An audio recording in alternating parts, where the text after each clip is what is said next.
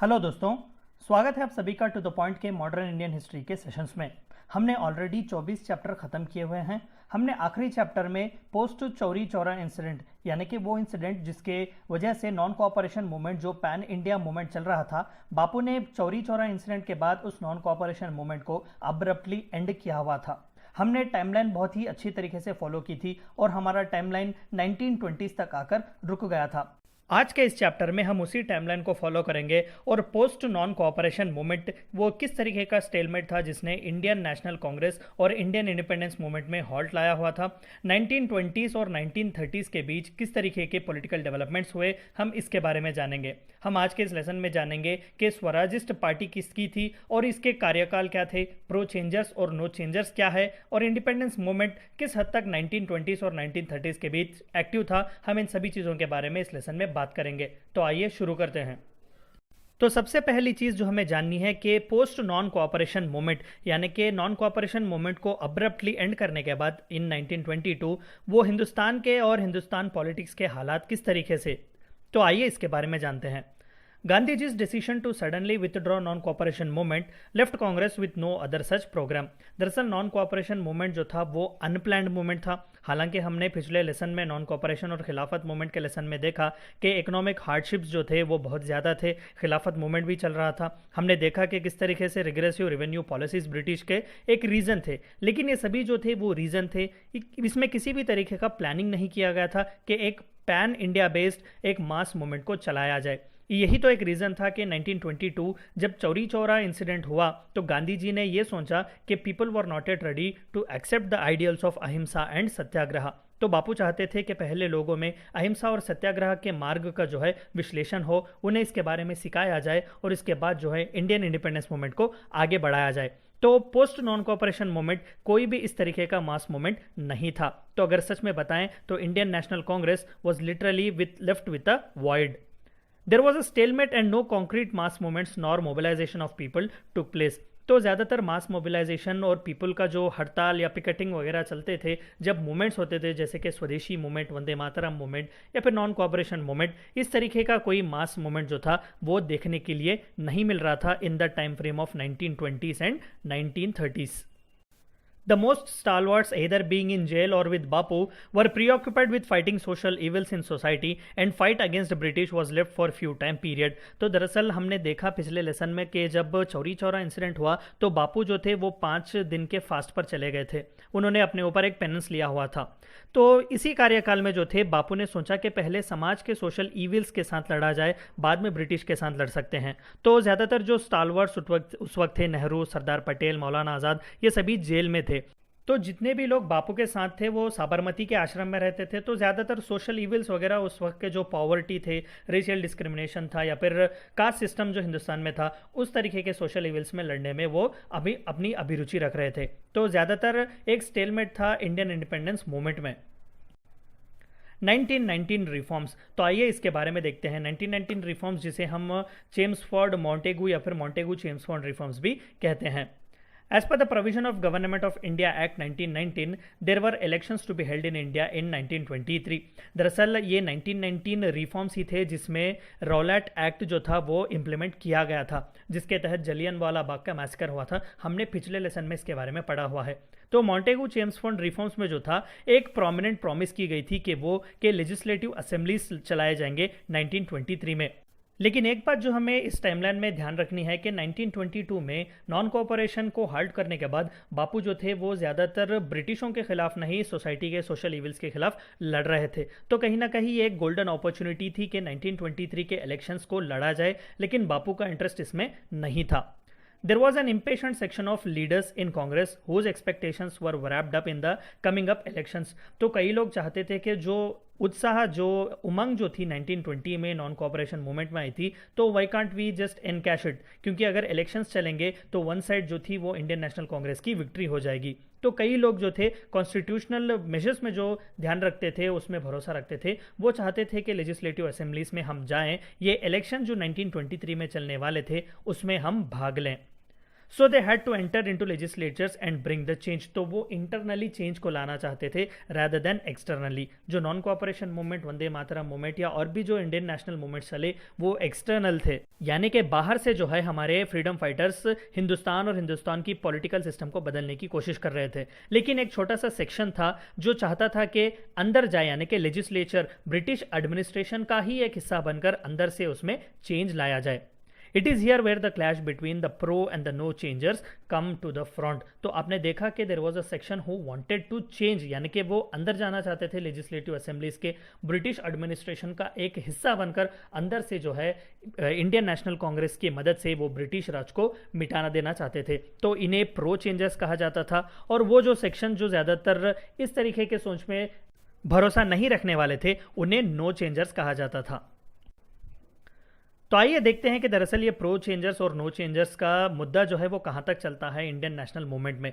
The pro changers consisted of leaders such as Motilal Nehru, N C. Kelkar and C R. Das and even Subhash Chandra Bose was on their side. आप picture देख सकते हैं, ये मोतीलाल नेहरू जी की पिक्चर है। दरअसल मोतीलाल नेहरू जी जो थे वो पंडित जवाहरलाल नेहरू के फादर थे, उनके पिताजी थे। तो ये प्रो चेंजर्स के बहुत ही स्टालवर्ड थे, यानी कि प्रो चेंजर्स के लीडरशिप में वो सबसे आगे थे। और तो कई खिलाफत के लीडर्स भी इनका सपोर्ट कर रहे थे, लेकिन इन सभी की लीडरशिप ज़्यादातर जो थी वो मोतीलाल नेहरू जी और सी.आर. दास यानी कि चित्तरंजन दास साहब के हाथ में थी। सुभाष चंद्र बोस भी जो थे वो प्रो चेंजर्स के ही हिस्सा बनना चाहते थे। But with no mass movements and agitations, many Congress leaders were out among poor and common people to fight against social evils who did not take interest in the participation of elections and were termed as no changers. जिस तरीके से हमने पिछले के slides में देखा कि बापू के साथ चंद लोग थे या फिर जो प्रो चेंजेस के जो खिलाफ थे, यानी कि लेजिस्लेटिव या फिर कॉन्स्टिट्यूशनल मेजर्स में जो भरोसा नहीं रखने वाले थे, उन्हें नो चेंजर्स कहा जा रहा था। Sardar Vallabh Bhai Patel, C Rajagopalachari and Pandit Nehru were prominent among them. तो मोतीलाल नेहरू जी की लीडरशिप प्रो चेंजर्स के लिए थी, तो उनके बेटे पंडित नेहरू की लीडरशिप नो चेंजर्स में थी। गया सेशन ऑफ कांग्रेस। तो आइए देखते हैं कि गया सेशन ऑफ कांग्रेस प्रोमिनेंट क्यों है। बहुत ही इंपॉर्टेंट एक हिस्सा है, कई बार प्रीलिम्स में भी ये सवाल पूछा गया है। It was organised in 1922 which was led by CR. Das who was leading the pro changers.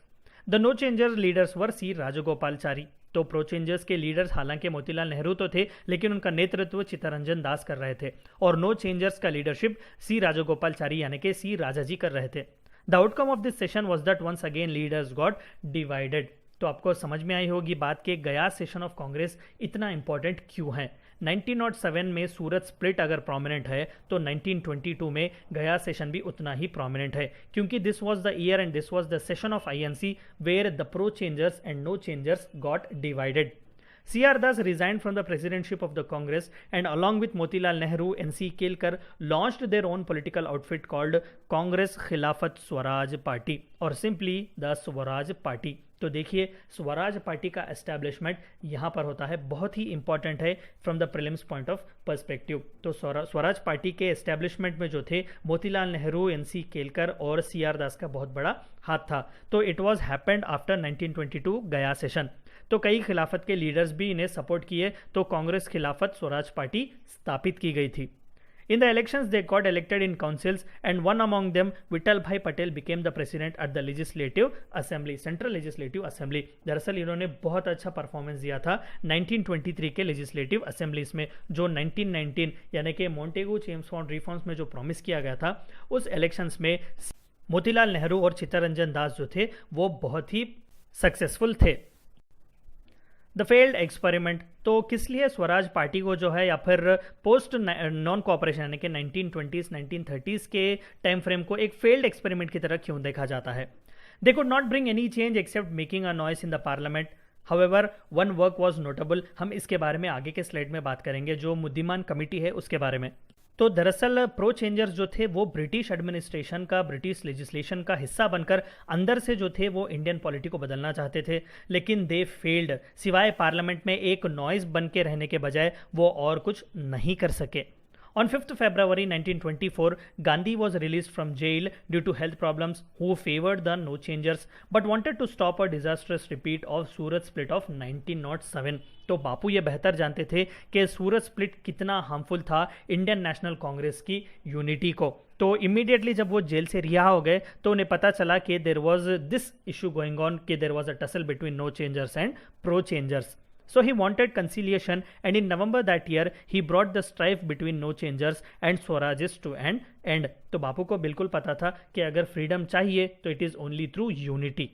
Both the parties signed the joint statement and declared that Swarajists would work in councils on behalf and as an integral part of Congress. तो Swaraj party को immediately जो है वो abolish नहीं किया गया या फिर कांग्रेस में विलीन नहीं किया गया, बल्कि एक अग्रीमेंट मेमोरेंडम ऑफ अंडरस्टैंडिंग पे आया कि स्वराजिस्ट जो थे, जो इलेक्ट हुए थे, जो सेंट्रल लेजिस्लेटिव काउंसिल में बैठे हुए थे, वो एक्ट करेंगे ऑन बिहाफ ऑफ कांग्रेस, वो काम करेंगे along with Congress for Indian independence. This decision was endorsed in December 1924 Belgaum session of Congress, in which Gandhi became the president of Congress for the first and the only one time. Again, one of the most important part in prelims point of perspective कि वो कौन सा session था जब बापू ने अपना नेतृत्व या फिर आईएनसी के नेतृत्व को बापू ने अपने हाथ में लिया था, प्रेसिडेंटशिप अपने हाथ में ली थी। तो it was the Belgaum session of Karnataka in 1924। तो it was the only session and it was the session where the decision was taken कि प्रो चेंजर्स और नो चेंजर्स के बीच सुलह किया जाएगा। आप पिक्चर देख सकते हैं, ये चित्तरंजन दास जी की पिक्चर है। In 1925, C.R. Das died, and this was followed by Motilal Nehru's return to Congress a few years later. This party later merged with Congress in 1935 prior to the elections by Government of India Act 1935. तो C.R. दास के मौत होने के बाद जो थे, मोतीलाल नेहरू ने भी कहीं ना कहीं कांग्रेस में वो वापस आ चुके थे, और 1935 गवर्नमेंट ऑफ इंडिया एक्ट के रिफॉर्म्स या फिर 1937 जो लेजिस्लेटिव असेंबली के इलेक्शंस फिर से हुए थे, इससे पहले जो था वो स्वराज पार्टी को कांग्रेस पार्टी में मर्ज किया गया था। The only good done by the Swaraj party, हमने पिछले स्लाइड में देखा कि except for a noise in parliament there was nothing much more done, but one important work that was done and it was the Muddiman committee. तो आइए देखते हैं कि ये मुद्दीमान कमिटी था क्या, क्यों ये स्वराज पार्टी का एक रिजल्ट माना जाता है।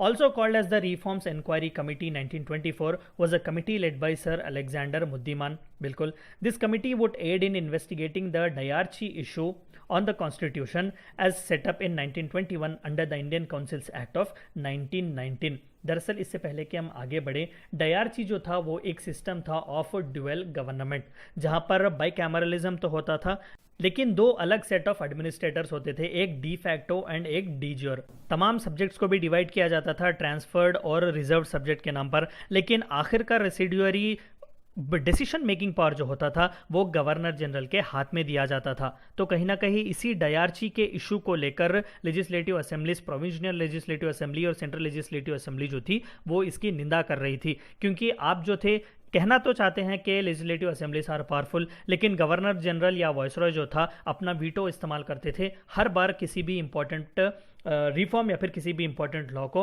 एनैक्ट होने से। तो इस तरीके के सिस्टम को देखने के लिए जो कि इंट्रोड्यूस किया था 1919 मॉन्टेगू चेम्सफोर्ड रिफॉर्म्स के द्वारा।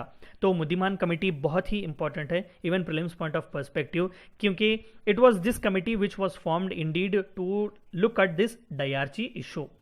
The reports created by the committee was divided into two parts due to disagreements, the majority report and minority report. तो सर अलेक्जेंडर मुद्दीमान की जो कमेटी थी उसमें चंद मेंबर्स थे, even one of the prominent member was Mohammad Ali Jinnah. Mohammad Ali Jinnah भी इसके एक मेंबर थे मुद्दीमान कमेटी के। तो इस कमेटी में जो है वो एक कंसेंसस नहीं था, तो इस कमेटी के पार्ट्स जो थे वो डिसएग्रीमेंट की वजह से दो भाग में बनाए गए थे, एक मेजॉरिटी रिपोर्ट और एक minority report. The majority report declared by officials that a diarchy had not been established. तो majority report ने यह कहा कि diarchy establish ही नहीं किया गया था in a proper way. The minority report declared by non-officials that the Act of 1919 had failed. तो देखिए, this is one of the reason why Swaraj party और the debate for no changes and pro changes was successful, क्योंकि एक report आई थी मुद्दीमान committee जिसमें यह कहा गया था कि Act of 1919 bitterly failed, which in future would lead to pave way for the establishment of 1935 government of India act, जो कि आगे चलकर 1950 में जब इंडियन इंडिपेंडेंस के बाद इंडियन कॉन्स्टिट्यूशन बनाया गया तो एक मेजॉरिटी ऑफ प्रोविजंस डायरेक्टली इस 1935 गवर्नमेंट ऑफ इंडिया एक्ट से लिए गए थे, जिसे एक मास्टर स्ट्रोक भी कहा जाता है। तो ये थी चंद बातें आपको जाननी थी the debate between pro changers and no changers और स्वराज पार्टी के बारे में। आई होप कि आपको वीडियो पसंद आया होगा और समझ में आया होगा। Thank you for watching my video.